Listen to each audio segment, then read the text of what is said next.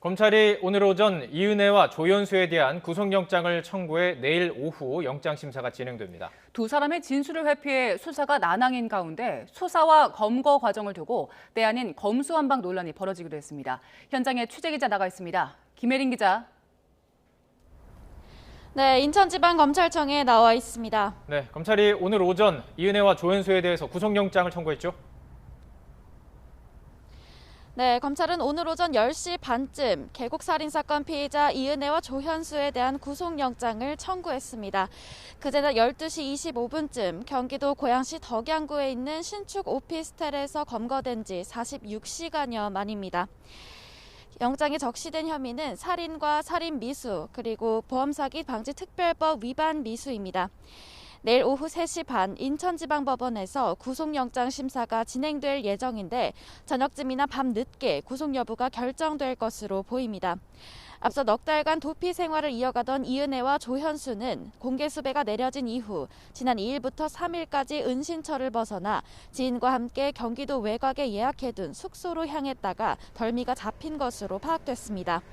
경찰은 함께 이동한 지인을 통해 삼성역 인근 오피스텔에 은신하고 있는 사실을 확인했고 근처 CCTV를 확인해 오피스텔을 특정한 것으로 전해졌습니다.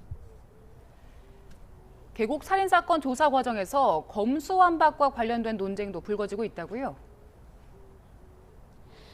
네, 이른바 검수완박 논쟁 속에서 계곡살인 사건 수사와 검거 과정을 두고 검찰과 경찰 간의 신경전이 이어지고 있습니다.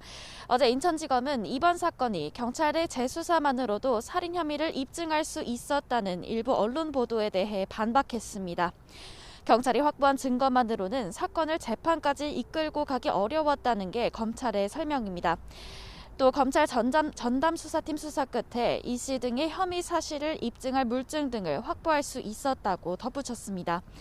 검찰 수사권이 완전히 박탈된 이른바 검수완박 상태였다면 경찰에서 확보한 증거만으로 기소해 무죄 판결을 받았거나 증거 부족으로 무혐의 처분을 받았을 거라는 겁니다.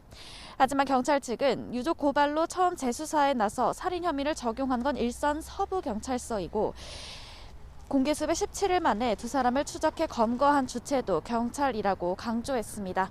지금까지 인천지방검찰청에서 YTN 김예린입니다.